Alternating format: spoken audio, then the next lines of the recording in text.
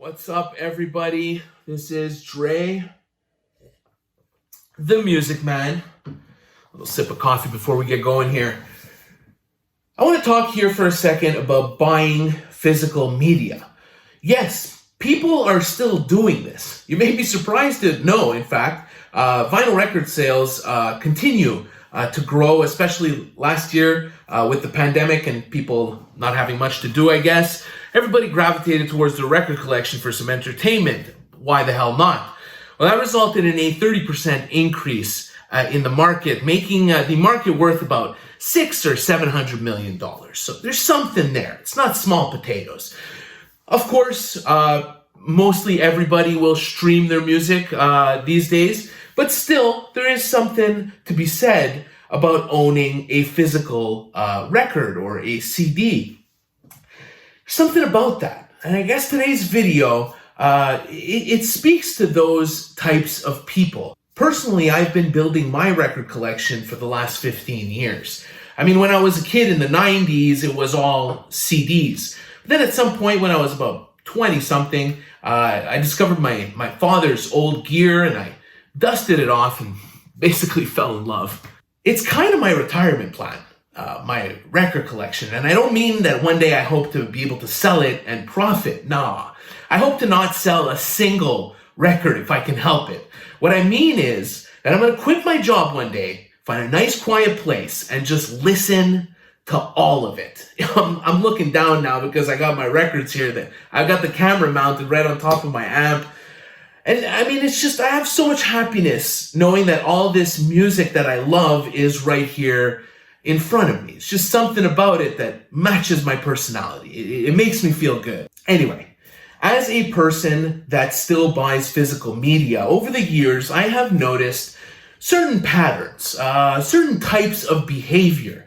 And I've taken those behaviors and have managed to narrow it down to 3 categories or 3 archetypes. Now, as I go on describing these next 3 archetypes, I'm going to be referring to vinyl record collectors specifically.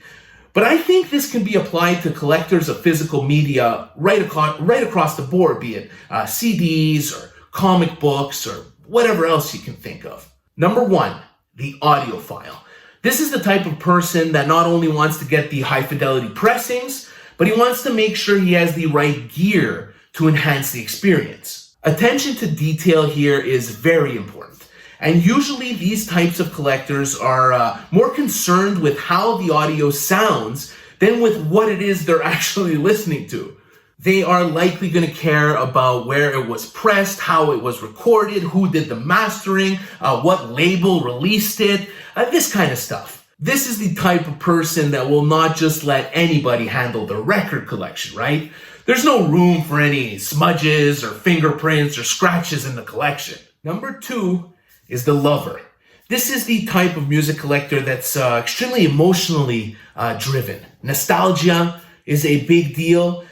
He's going to go back and make sure to have all of the albums from his teen years. He's going to have complete sets of certain artists because it's like his favorite band. There isn't a huge emphasis on gear here. Usually, they'll hang on to their stuff for years, forming some sort of emotional bond with these inanimate objects. Also, they are more forgiving with the occasional pop and scratch on the record itself. This is the type of person that will buy records while traveling. See, I'm trying to paint a picture here, right? Because I'm describing a personality type, really. So he'll buy records while traveling and attach the memory to that specific record. Like, for example, while I was in New York, I picked this up. I remember being with my wife's cousin, and we went to the photo booth at Rough Trade in Brooklyn at the record store. We took pictures. I mean, it's just this kind of thing. Yeah, I tend to lean into this category a lot. Not 100%, but definitely a lot. Number 3 is the ever-important hipster. This is the kind of person that started collecting because it's the trend. They post pictures of their latest limited edition acquisition online without fail. They're fascinated with anything limited edition, really. If it's a hot item, they want it. The hipster is an impressionable type of music collector. If somebody cool they know told them about some obscure, weird, underground album, they're going to go ahead and buy that album. This is the archetype that may not actually listen to records a whole lot. It's more about the having than using. Now, this may sound like a negative as I lay it out for you guys, but I feel truly that we can all be considered hipsters from time to time. I mean, I've fallen for limited edition pressings before. I post my pictures online just like the next hipster. Yeah, I just don't think it's a big deal. And let's not forget the bottom line here.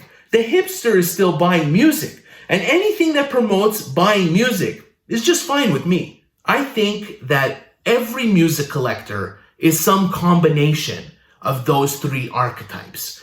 Personally, I think I'm something like 60% lover, 20% audiophile, 20% hipster. Where do you fall on the spectrum? I'd like to hear about it. Post up in the comments below. Let me know what you think about my three categories and where or what combination you are of these three categories. I'm curious to see if anybody considers themselves 100% in one camp or another. I think this is a great exercise to look inward and maybe learn something about yourself. Perhaps these three archetypes describe a larger set of behaviors. I don't know. Have fun with it. Until I see you next time, remember everybody, make some time for music.